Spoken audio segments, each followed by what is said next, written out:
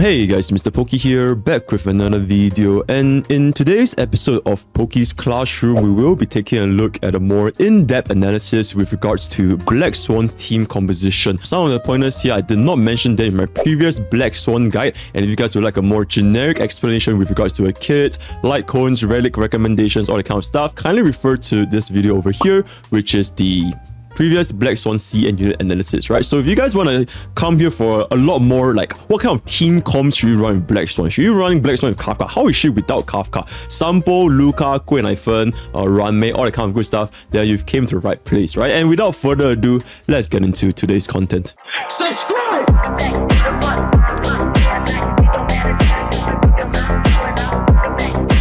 First things first, and this is basically gonna be a constant in all of Pokke's Classroom. We always have our disclaimers, right?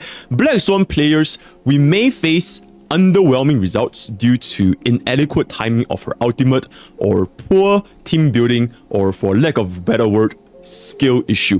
Because Black Swan specifically as a unit, I've also mentioned this in my previous guide, but just as a refresher, she is really different from your traditional DPS and not even the same as your traditional DOT DPS in the sense where a majority of her damage actually comes from casting her ultimate, right? You cast her ultimate, you apply Epiphany, you stack on your Arcana stacks all the way up to like 15 stacks, 20 stacks, 25 stacks, right? And this is only possible, at least at E0, with the ultimate. So a lot of times, if you guys see like underwhelming Black Swan performance, it might be because you guys are using your ultimate at the wrong time and all that kind of stuff, right? But this is not the main point. The main point is basically when it comes down to the team composition. So we will be discussing Black Swan's most optimal team comps, and we will see that which team enables Black Swan's highest possible damage. And as always, for our sustain unit, Hue Hue or Huo Huo is gonna be our best in slot when it comes to any sort of a team comp at this point, right? So press F in the chat for all those players who managed to skip Hue Hue, right? It is what it is. But she is the best in slot sustain for pretty much almost every single team comp when it comes to Honkai starrail. Not just for DOT, but just everything, period, right? So as always, viable is not the same as optimal. The only thing we care about in Pokke's Classroom is finding out what is optimal, right? So let's get into it. Oh shit. Anyways, yeah, so going on to our first point, which is our team building basic, right? We do have 3 different things that we need to get down to brass tacks first before we actually understand what kind of team comp we want to run with Black Swan. So for our very first point, it's gonna be Arcana stacking, right? Yo, class, pay the up, right? Pay attention. Okay, but anyways, yeah, we will be talking about Arcana stacking, and essentially what this graph here shows is that you can see that there's 3 distinct points over here, right? Your blue is for single target, your red is for dual targets, and your green is for 3 targets, right? So 1, 2, 3. And you can see that Black Swan's damage scaling, it goes up by a significant amount, especially when you have more than 3 stacks of Arcana, which you know this because from 3 stacks and above, Arcana does spread to adjacent targets, right? So that's why Black Swan's damage, it scales up a lot higher if you go to 3 stacks and above, right? So essentially, I think we all know by now that Arcana, we absolutely must stack Arcana to 7 stacks before the enemy turn. Because of why? Because of the 20% defense penetration, which is especially useful because we do have a lot of defense down sources with Black Swan, right? We have her skill, we have the 4-piece prisoner set. If we run her with E1 Ruan Mei, or you can run her with Pella, you can run her with Resolution. So the more we scale our defense down percentage, the more damage we're going to do with Black Swan. And that's why having the 7 stacks of Arcana is going to be absolutely essential for her damage output, right? And we can see over here that there is a very sharp bump. I'm not sure you can notice over here. There's a very sharp bump from this point where you go from 6 stacks to 7 stacks. You get a boop. You just get like a little boner, right? You get a little boner from the 6 to 7 stack because of the defense down stacking in. And this is not even considering the external defense down sources. As we know, the more defense down sources we have, the higher the damage is going to be, right? So really important to get the Arcana start going. And then we also show that from this chart specifically, we can see that Black Swan is not really meant to be a single target DPS because Arcana is spreads, right? So in most situations, it will be better if you run her in teams, in content with a lot of different enemies, such as Pure Fiction, or when you're against bosses, then whenever they summon mobs, then Black Swan is going to be an excellent choice, right? So that is going to be that. And now moving on to our second point, that is going to be backloaded damage. Now chat, backloaded damage is an issue that has been plaguing the DOT team ever since DOT has created, right? And I've also mentioned this in my unit analysis for Black Swan. The thing with DOT is you must wait for the units, the enemy's turn to begin, then the damage comes up. Right? And for Black Swan specifically, her damage, although it is very high, Arcana at the higher stacks is the highest DOT multiplier in the entire game, it is extremely backloaded. It is by far the most backloaded damage source in the entire game. And CM players essentially equate Arcana to Lightning Lord. Their words, not mine, right? So this big amplification, and the reason why we have such a big damage backload is because it would take 2 enemy turns to get the maximum Arcana damage. You guys see what I'm saying? So for example, right, assuming that we are in the situation where we are going to be using our ultimate, so we use Black Swan skills, we use Kafka skills, we stack on our Arcana, we hit, let's just say we hit like 7 stacks. We cast Black Swan's ultimate. Upon casting Black Swan's ultimate, the enemy will maintain whatever stacks they have, such as their Arcana, for 1 more turn. So let's just say we cast our ultimate, then the enemy has 7 stacks. So now 7 stacks will still be maintained on the enemy's turn, and then following which we will increase our Arcana stack even further, right? We stack on more and more Arcana, and then the enemy takes bigger damage for this. But because it is backloaded, we have to wait for another turn for the enemy to receive the full damage of like all of the Arcana being combined into one, right? So for the first phase, you have 7 stacks, and then you extend 1 more stacks, and then you have to wait for the enemy's second turn. Then the enemy will take 1 more big hit from like for example, 20 stacks Arcana. So it's like 0 stack, enemy's turn begin, 7 stacks, and then we do stack again, and then enemy's turn begin again, and then only at the second enemy turn do we get the maximum benefit from Arcana. And that's why Black Swan's damage tend to be really backloaded, and it is something that you can't really fix unless you run Kafka or some kind of DOT units that can trigger Arcana. Otherwise, you're gonna take a really long time for Arcana's damage to come back up, right? So that's basically it. Next point, and our final point actually, damage composition.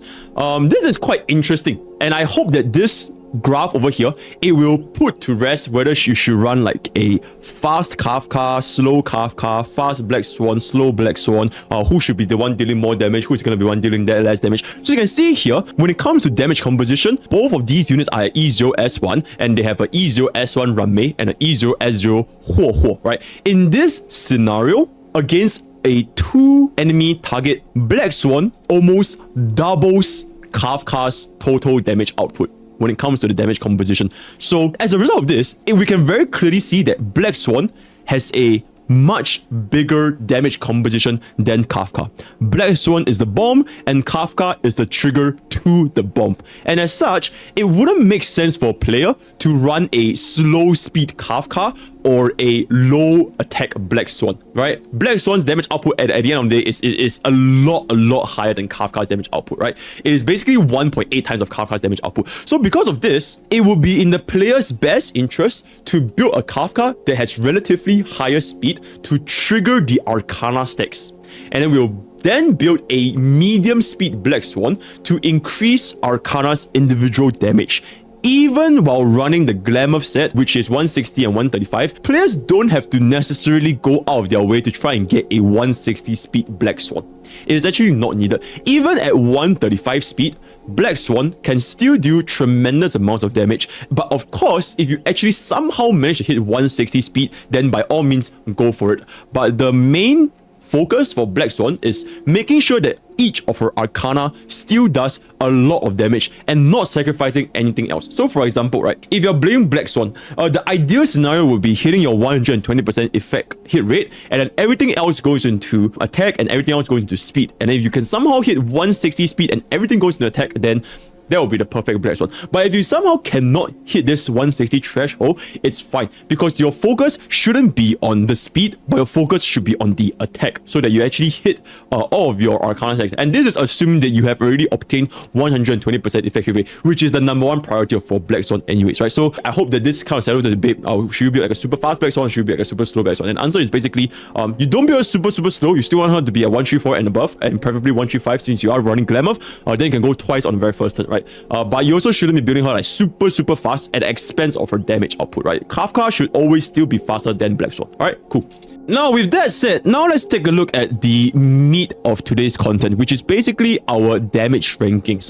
This is for Kafka first. So this is for players who have already pulled Kafka and you're thinking, should you pull Black Swan after you have Kafka? So as you can see over here, Black Swan is consistently roughly 20% better than all of the 4-star DOT units compared when you pair up with Kafka, especially when you look at the duo target scenarios. Duo target is where Black Swan, it really starts to pop off much more than, for example, Luca and Queen Iphone, especially Luca, because Luca is not meant for duo target, so let's just get it out of the way. But you can see that Black Swan's damage is considerably higher than our 4-star DOT counterparts. Not to like insane, like absolutely unplayable amount, but it is certainly an upgrade. So for players who are thinking whether Black Swan is like weaker than E6 Sampo, rest assured, she is definitely not weaker than E6 Sampo. As long as you know how to time your Arcana, as long as you can know how to time your ultimate, right,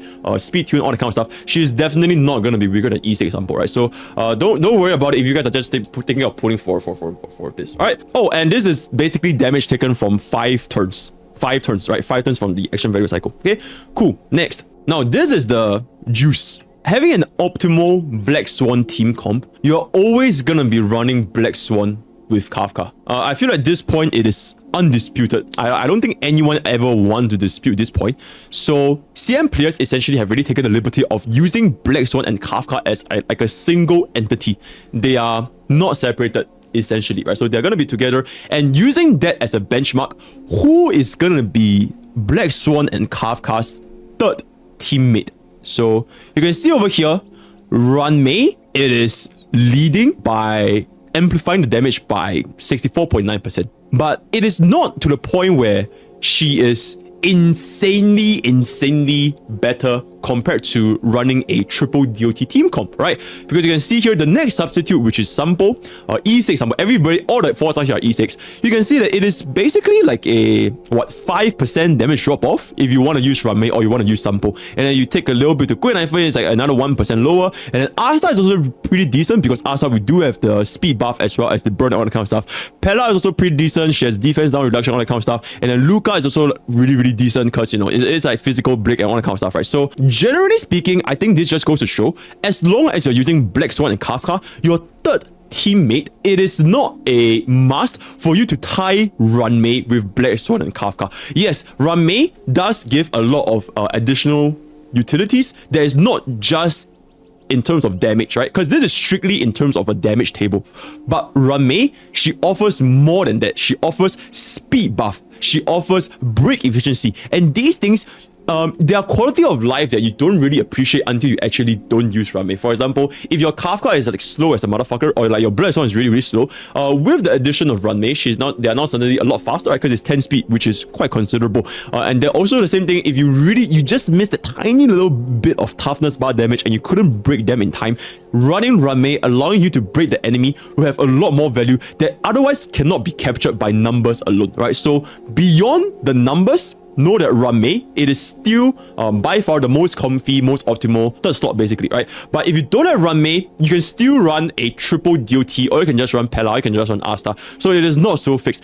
It is much more important for Black Swan team comp to have Kafka compared to any of the other units, right? Kafka is the absolute #1 priority, bar none, essentially, right? So that is basically it. Oh, and by the way, CN don't really recommend people to run Luca because although the numbers here look very high, it's at 159%, but the thing is, it's only against single target. And it's kind of like it kind of contradicts because I mentioned at the start, Black Swan, she scales really well with multi-targeted content, right? There's a lot of enemies, her damage and Arcana just spreads over the place, there's a lot more damage. So it kind of doesn't make sense if you want to run like Luca, which excels in single target, with Black Swan, which excels in multi-target. But that being said, if you are against, like, for example, our current MOC, which is like 2 elites and an Ebon Deer, Luca is going to be performing really well. And you can still run like a Luca, Black Swan, Kaka, all that kind of stuff. It can definitely still work, but generally just not as recommended. Okay, next. Now this is basically for the whales, right? So for the class, For the villagers, for the min pickers who are not interested in E6 S5 units, you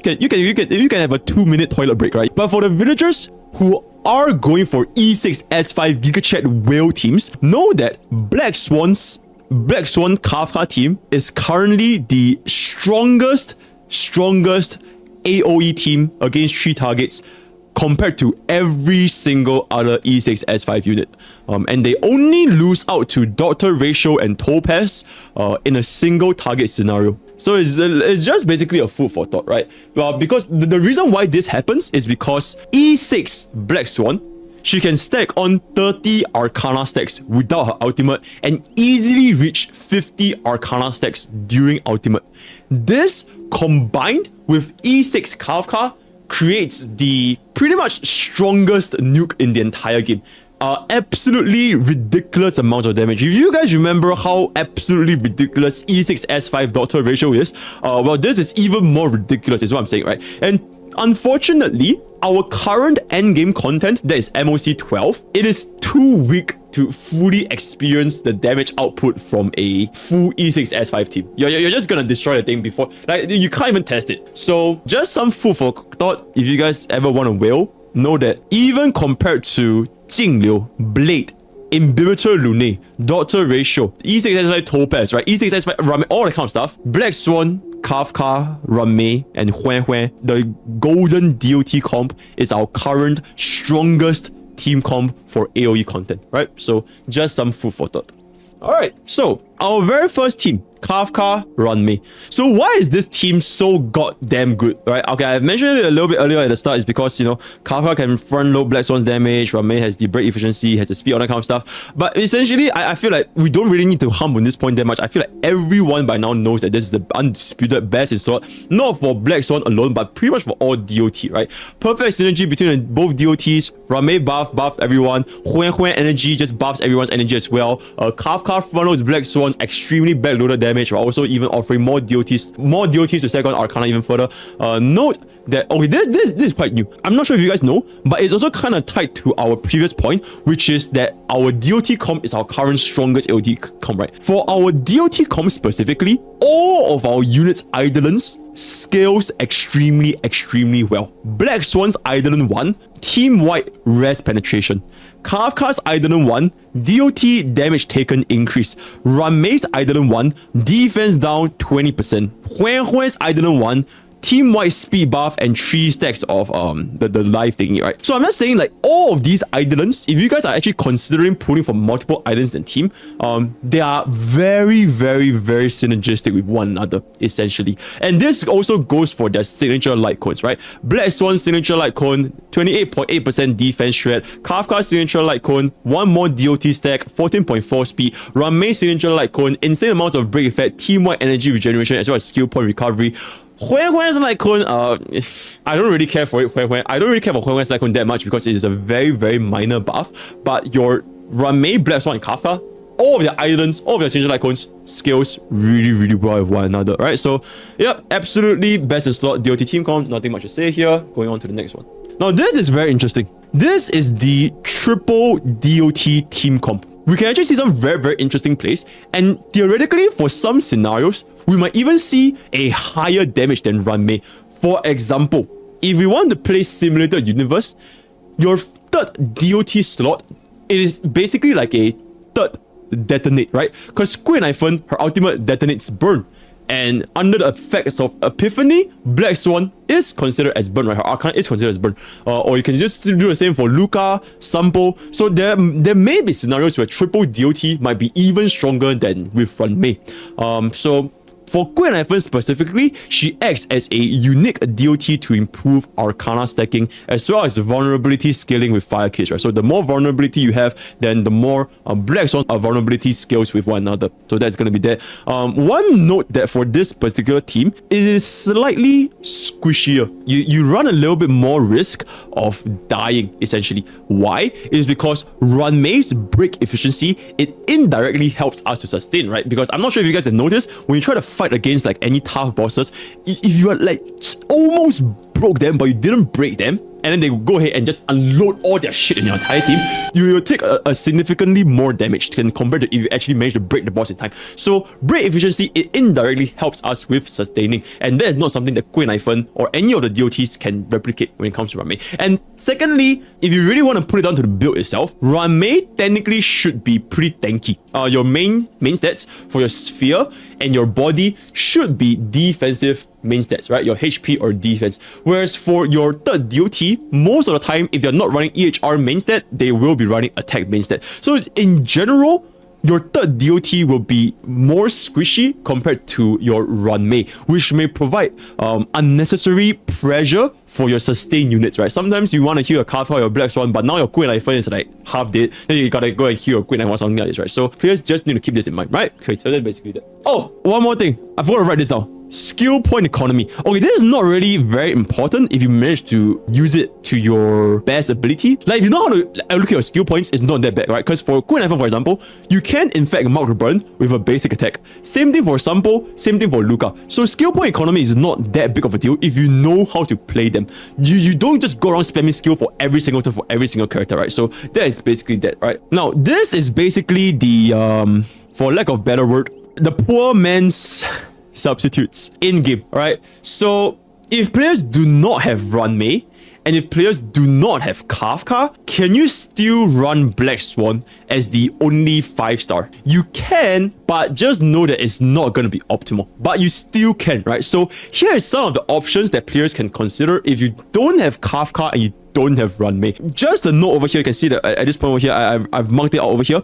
In a sense, the investments needed for DOT team comps, they are much more unit focused as compared to crit DPS who are more relic focused, right? Your DOT relics, they're easier to get compared to crit relics, because for crit relics, you not only need the main stats, but you really need like all your substats there so that you don't have a shitty crit ratio. For DOT units, if you have shitty substats, it's not like they're unusable. They're still usable, they just do slightly less damage. But for crit ratio with shitty subsets, it's just really bad. But for DOT units, when it comes to unit investments, you need to invest a lot more. For example, you need Kafka, you need Ruan Mei. And if you don't have them, expect a very sharp damage decline. And this is not really the case for crit DPS. For example, if you're running Jingliu right now with Bronya and Ruan Mei, if you don't have Bronya, if you don't have Ruan Mei, you can easily just run her with Tingyun and Pella, right? And the damage generally just doesn't fall off that much. Same thing for Silla, right? If you don't have Bronya, Ruan Mei, you can just run with Tingyun Pella. We have a lot of good 4-star alternatives for hyper carry team comp for crit DPS, and that's not something that DOT can relate to, right? So it's just something to keep in mind.